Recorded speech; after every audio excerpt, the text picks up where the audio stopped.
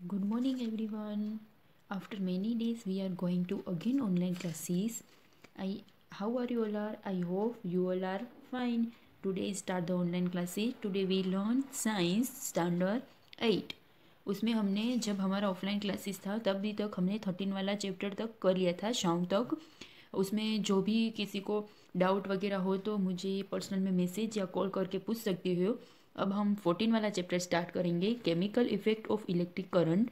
उसका जो इंट्रोडक्शन था वो मैंने आप सबको समझाया था और आप सभी लोगों को अच्छी तरह से पता भी होगा क्या है उसमें इलेक्ट्रिक करंट मीन्स उसमें पूरा इलेक्ट्रिक के लिए आता है।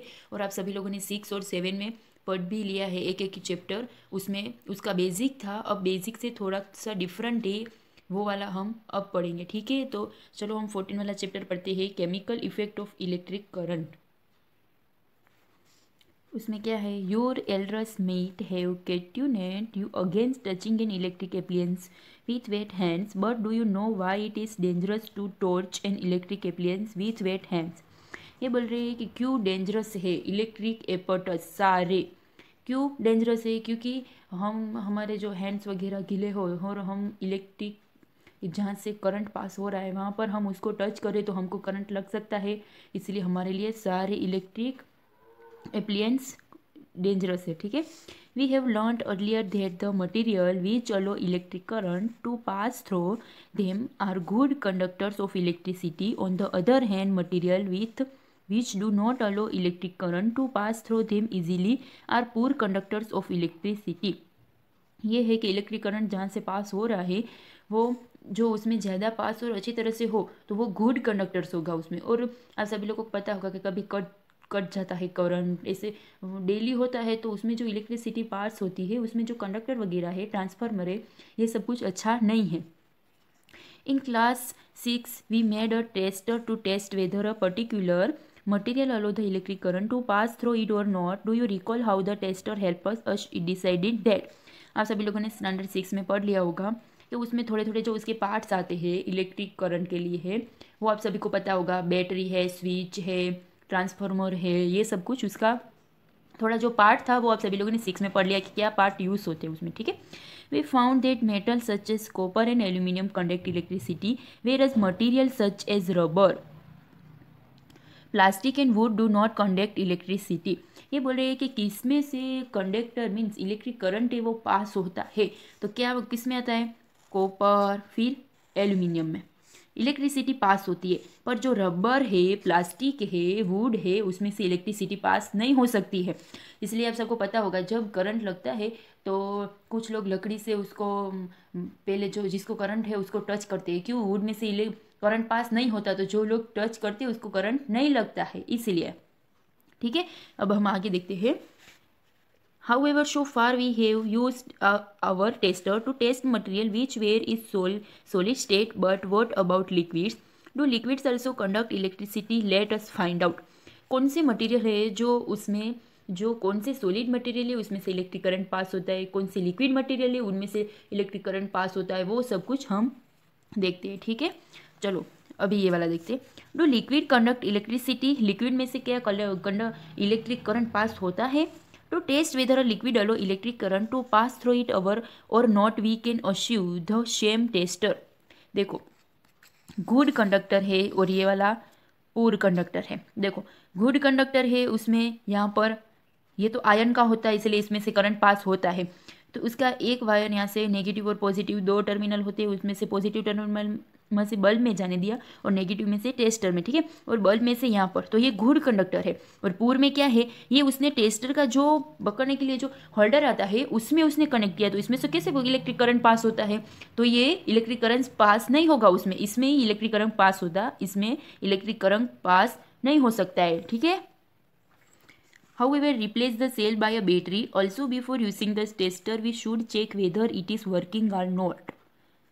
हम सब लोग ऐसे कुछ ऐसा वेदर हो जैसे विंटर है, मॉनसून है, उसमें कभी मॉनसून हो या विंटर हो तो ठंडी बहुत लगती है, तो कभी बैटरी चालू नहीं होती है, तो सब लोग टेस्टर से उसको चेक करते हैं ना कि बैटरी अच्छी है या चार्ज है या नहीं है। ये अब एक्टिविटी है वो देखते हैं। Join the free ends of the tester together for a moment. This complete the circuit of the tester and the bulb should glow however of the bulb does not glow, it means that the tester is not working. Can you think the possible reason? ये बता रहे कि हम battery में जो current pass होता है circuit, वहाँ हम टेस्टर लगाते हैं, तो जो टेस्टर होता है उसके पीछे जो हमने आगे देखा ना एक वाले फिगर में, उसने जो पीछे पकड़ने के लिए आता है वहाँ पर उसने वायर लगाया था, पर वहाँ पर वायर लगाते हैं तो करंट पास नहीं होता है।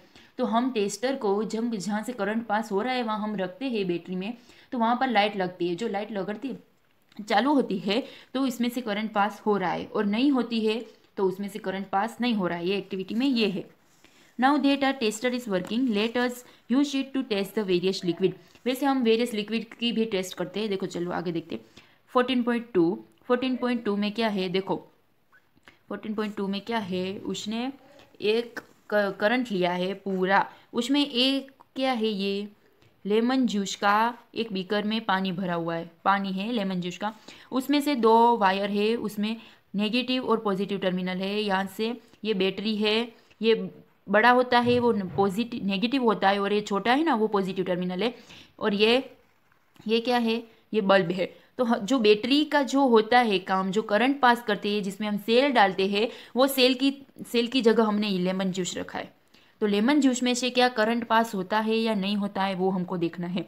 ये आप एक एक्टिविटी है, वो आप घर पे भी कर सकते हो। और लेमन जूस में क्या होता है, साइट्रिक एसिड, वो खट्टा होता है, इसलिए उसमें से करंट पास हो सकता है। When the liquid between the two ends of the tester allow the electric current to pass, the circuit of the tester become complete. The current flow in the circuit and the bulb glow. When the liquid does not allow the electric current to pass, the circuit of the tester is not complete and the bulb does not glow.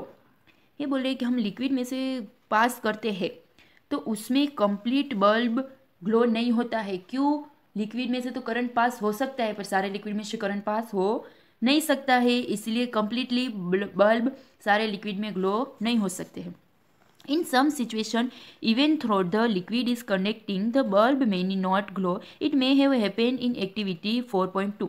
ये वाली activity में हमने देखा कि उसका क्या reason है कि उसमें बल्ब ग्लो हो रहा है, उसमें लेमन जूस है, विनेगर वाला, इसलिए। Do you remember why the bulb glow when the electric current passes through it? Due to the heating effect of current, the filament of the bulb gets heated to a high temperature and it starts glowing. However, if the current through a circuit is too weak, the filament does not get heated.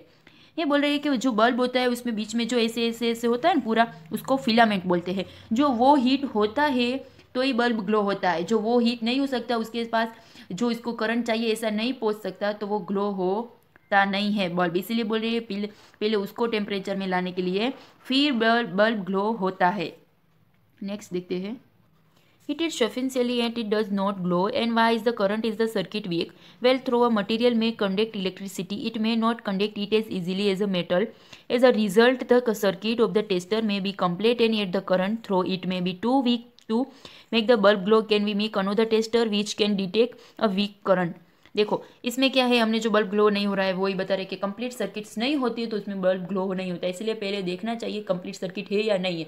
ठीक है, हमने यहाँ तक पढ़ा है, उसमें जो भी डाउट है वो आप मुझे पूछ सकते हो। ठीक है, और जो भी होमवर्क वगैरह मैं फ़ोटो भेजती हूँ वो आप होमवर्क वर्कबुक में कंप्लीट कर देना। ठीक है, थैंक यू।